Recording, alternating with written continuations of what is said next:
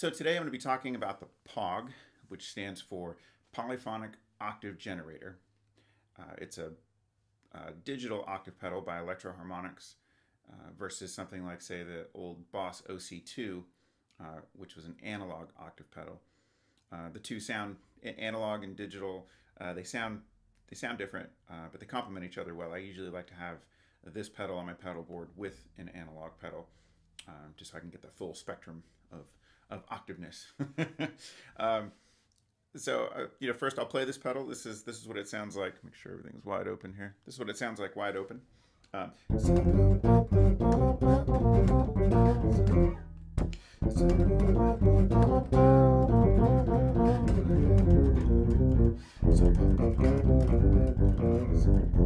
So you can hear here in the low register, it's not breaking up.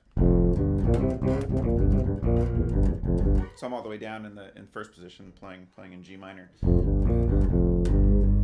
To my ear, it gets a little bit muddy, like any octave pedal would, but its tracking is perfect, and it doesn't break up or distort. So that's a really cool feature of this pedal. The other cool feature is that, as it states in the name, it's polyphonic, so I can play more than one note at the same time. So if I play chords or chordal ideas.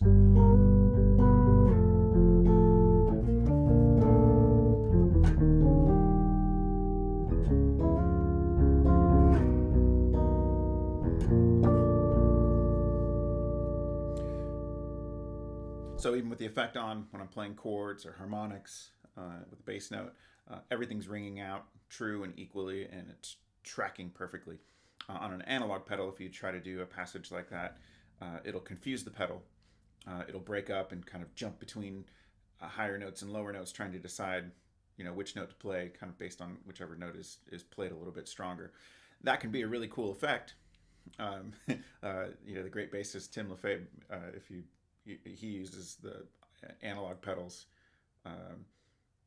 in really creative ways, kind of stepping on, stepping off them, and intentionally playing to the confusion of the pedal by playing more of the notes or more notes at one time. So again, all these pedals have their applications, but now with some of the muddiness, also with some of these chords, they can get a little muddy. So if you back off and just roll off these, like maybe, I guess, 35-40%, they're still very present, as you can hear. I'll play that same passage or something similar.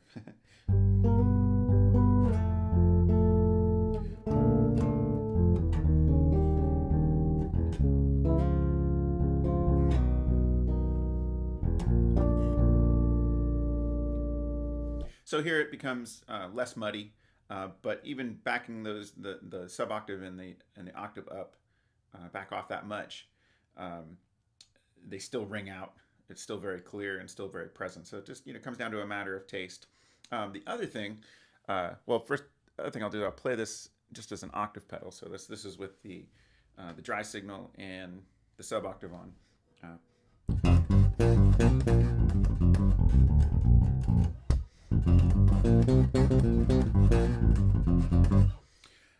So nice octave sound. Now with this sound, as you start to get into the low register, you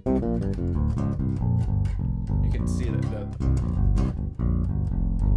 that low octave starts to bottom out. So similar to an analog pedal, if you just back off the sub octave a bit, it doesn't have to be a ton, 10-15% somewhere in there. I'm using those numbers pretty loosely, but you don't have to back off a ton, I guess is what I'm saying. The pedal will track much better. So if I'm playing up in the high register and move to the low register,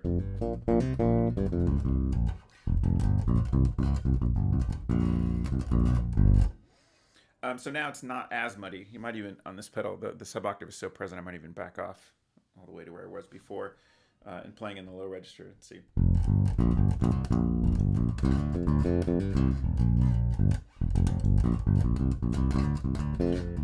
So there you see it tracks much better, shouldn't say tracks because it tracks perfectly, but it's just less muddy if you back off, but the octave is still very, very present. On an analog pedal, it really helps with the tracking to back off that 10-15%, especially like on an old OC2. Suddenly you'll notice the tracking is much better in the low register, and it's the much cleaner sound overall. other way that I like to use this pedal is just to roll that sub octave off and start rolling some of this high octave off, and then it makes it into it gives you more of a solo sound. So let's see.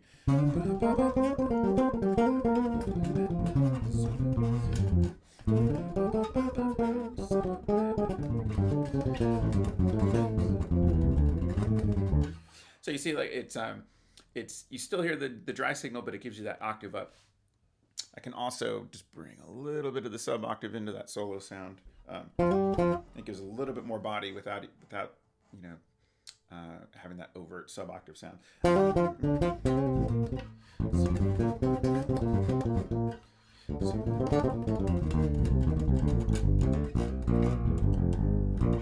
up at the high register, it sounds very guitar-like.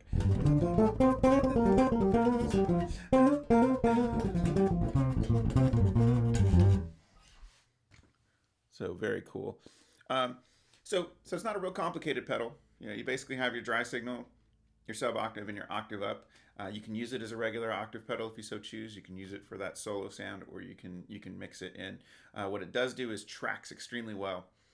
So if you're going to use a pedal with other effects, and you really want a nice clean sound, and I'll say first of all, in the studio, this is a great octave pedal, because if you want a clean sound in the studio, sometimes live an analog pedal is really cool when it's kind of freaking out and doing all kinds of weird things, or maybe it doesn't track perfectly. That dirtiness is desirable. But when you're in the studio and you want the note that you want, and you want it when you want it, a digital octave pedal is kind of the way to go. And so I oftentimes I've started with an analog pedal in a studio session, only to switch over to this pedal, just because the tracking is so much better. So, but because the tracking is so good, if I put this on with another pedal, like I'm gonna add an envelope filter to this pedal, but you'll see it gives a nice clean sound here.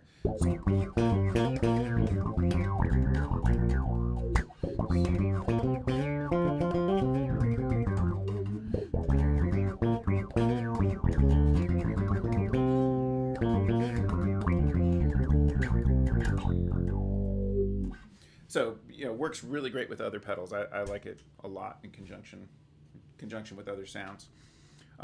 That's really it. This is a durable pedal. I've had this pedal for I don't even know how long I've had it now. I've been back out on the road a lot the last 5 years, and it's been with me the entire time. You can see that it's beat up, but it's never malfunctioned. Never had any problems with it. So it's a very durable pedal. It's which is important. But yeah, overall, great pedal, great digital octave pedal. Like I said, if you listen to somebody like Michael League, you'll hear it in action quite often, and he uses it when he's taking solos.